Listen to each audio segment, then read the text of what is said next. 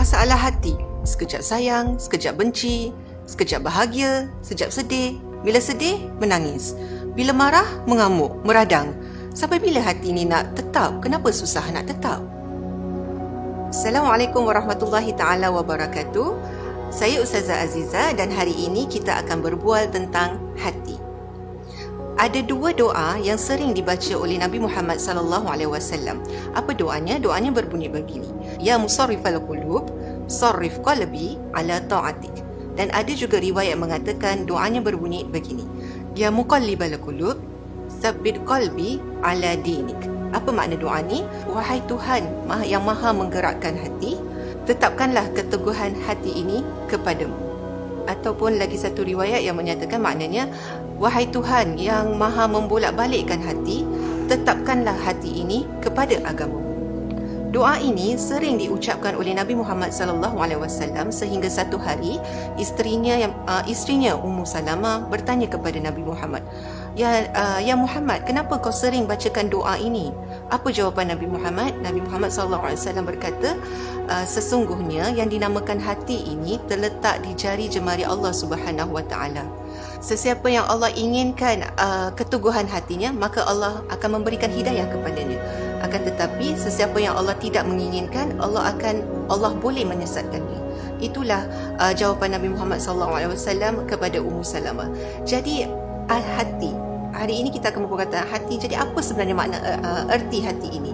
Hati ini seperti mana yang kita ketahui dari segi fizikal, dia adalah salah satu organ di dalam tubuh badan kita. Apa organ itu? Organ itu adalah jantung kita. Akan tetapi dari segi rohani ataupun dari segi spiritual, hati ini bermakna yang mana diterangkan di dalam satu hadis, ala wa inna fil jasadi mudghah, sesungguhnya di dalam badan kita ada satu daging. Iza salahat salahal jasadu kullaha. Seandainya daging ini baik, maka seluruh badan kita itu akan baik. Iza fasadat jasadu kullaha. Seandainya daging ini tidak baik, maka seluruh badan kita akan menjadi tidak baik. Dari hadis ini kita boleh mengambil iktibar bahawa betapa pentingnya untuk kita mengambil berat tentang hal ehwal hati kita ini. Kita kena make sure that hati kita ini sentiasa bersih, sentiasa baik dan tidak selubungi dengan sifat-sifat yang tidak baik. Kenapa pentingnya untuk menjaga hati ini? Kenapa? Kerana tidak lain dan tidak bukan, tempat hati inilah tempat iman kita tertakluk. Pernah tak kita tertanya, adakah saya ini seorang yang beriman? Keadaan hati kita ni dia akan membentuk kepribadian kita dan juga keimanan kita. Jadi apa yang kita dah buat dengan ilmu pengetahuan yang kita ada ni? Misal, for example, saya kasih, seandainya kita dengar ayat suci Al-Quran, adakah ianya akan mendatangkan kesan kepada diri kita? Seandainya ia tidak mendatangkan kesan kepada diri kita, ia berkemungkinan disebabkan oleh dua ilmu. Apa sebabnya? Yang pertama, mungkin kita kekurangan ilmu pengetahuan. Sebab yang kedua adalah disebabkan dengan dosa yang belum kita taubati. Kita manusia ni memang lumrah manusia ni, kita tidak terlepas daripada dosa. Semua orang buat dosa. Tapi seandainya kalau kita tidak mengambil peduli dengan dosa-dosa kita, ataupun kita tidak cuba untuk memperbaiki kesalahan-kesalahan kita, hati kita tu akan menjadi gelap.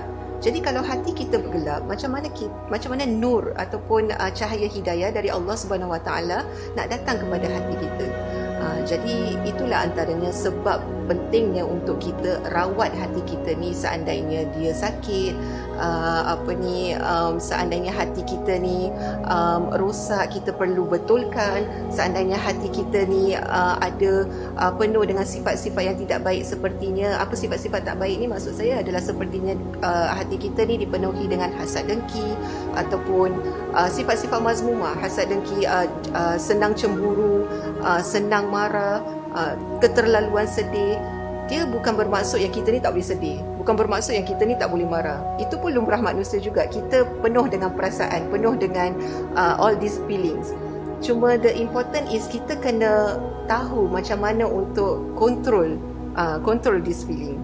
Okay, dan saya lihat salah satu sebab kenapa kita ada masalah hati ini Kerana kesalahan yang kita buat ni, kirakan kesilapan kita, kita sentiasa meletakkan harapan ataupun cita-cita ataupun apapalah, kita let manusia, kita letakkan harapan ni semua kepada manusia. Padahal kepada siapa yang patut kita letakkan harapan? Kepada Allah Subhanahu Wa Taala.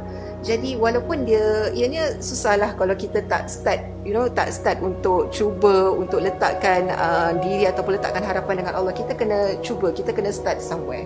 Jadi sebab itu kalau mengikut pengalaman pengalaman diri sendiri, seandainya hati ni pun dah berbolak-balik seperti mana doa ini pun seperti apa maksud doa ini. Hati kalau dah berbolak-balik, jadi kita kena kembalikan hati ini to the one who is in charge. Siapa yang in charge of hati kita? Tak lain tak bukan Allah Subhanahu Wa Taala. Jadi walaupun seandainya ia susah, kita kenalah cuba untuk memperbaiki diri dan merawat hati kita ini. Itu saja dari saya. Assalamualaikum warahmatullahi taala wabarakatuh.